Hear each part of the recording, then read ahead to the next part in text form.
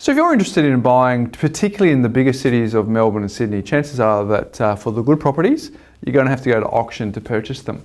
And for a lot of people, they really don't like the auction process. It's really scary. It's sort of that public speaking environment. But what actually happens if the property passes into you at one of these auctions? That's where it's really going to test you. Because if you think it's tough in that environment where everyone's looking at you in the auction, it's even tougher when you need to walk inside and negotiate with the real estate agent. So you really need to know what to do if that happens. And the first thing that I suggest to anyone is that they need to stand their ground. Now, the real estate agent is going to try and take you from the front of the property and get you as far away from the front of the property as they possibly can, because they don't want you to see who's outside, because they will actually use that as leverage against you during the negotiations. Because they're going to say, hey, look, if you don't agree to this price, we've still got two people out the front who are happy to negotiate after the auction as well. And if you can't see them, you might be boxing in shadows.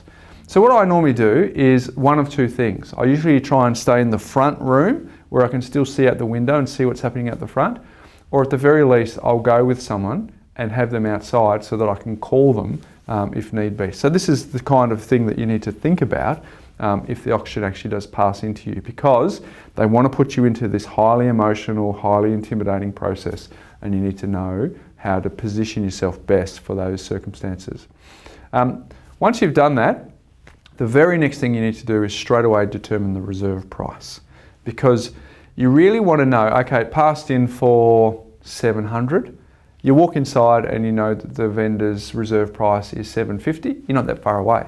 But if their reserve price is 850, you know you're in for a bit of a battle, because you're $150,000 away. So it's really, really important to assess that reserve straight away.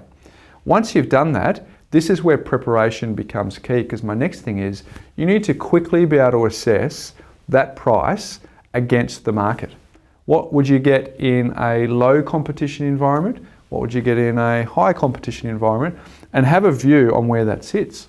Now, if you've just happened to turn up to an auction and start bidding and you don't have any of that background research done, you are in trouble, because the real estate agent is going to see you coming. And so once you've done that, you go, okay, the reserve price is $850, for example. You can have an understanding that, okay, in the last few weeks, there's been a few sales around that sort of $830, $840. So it's quite reasonable.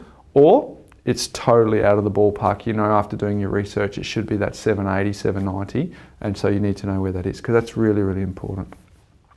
The next thing is let the games begin, because it's all about the negotiation that's about to happen.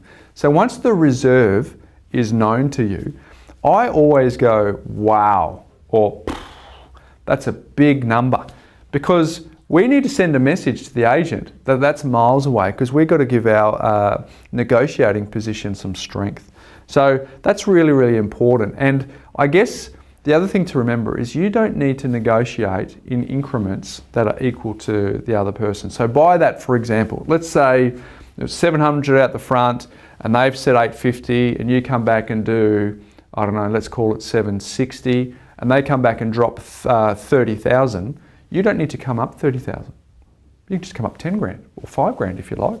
So it's not about matching or mirroring the agent in terms of what they're offering. It's about negotiating the best outcome for you. And always remember that in the back of the agent's mind, their biggest negotiation tool is let's meet halfway.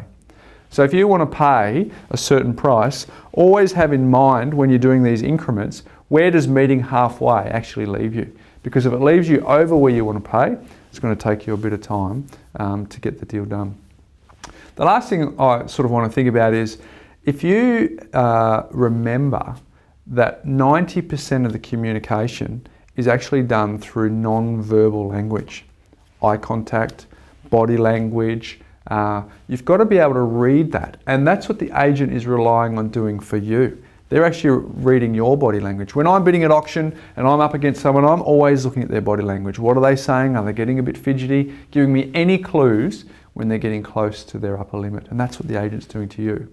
So you need to be aware of that. Don't give away too much with your body language or with your eye contact. And like Kenny Rogers said in his song, you got to know when to hold them, you got to know when to fold them, you got to know when to walk and know when to run. So it's important that you have that sort of bluff capability. So my conclusion is very, very simple, is if you've got a property that's actually passed into you at auction, how good is your poker face?